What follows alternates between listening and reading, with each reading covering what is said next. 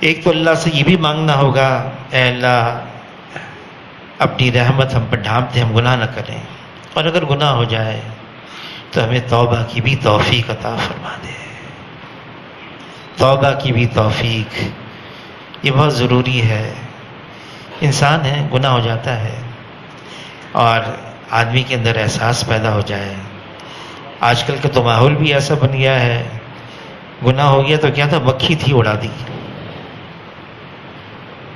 کیا ہوا، وہ احساس ہی ختم ہو گیا، جس کی وجہ سے اتنی مشکلات آ رہی ہیں ساری امت پر، گناہوں کی وجہ سے۔ بہرحال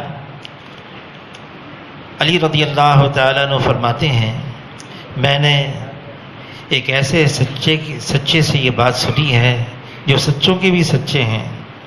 میں نے ابو بکر رضی اللہ تعالیٰ سے یہ بات سنی اور انہوں نے حضور صلی اللہ علیہ وسلم سے یہ بات نقل کی ہے، جب آدمی سے کوئی گناہ ہو جائے تو وہ وضو کرے، طہارت حاصل کرے، پھر وہ 2 رکعت نماز پڑھ لے۔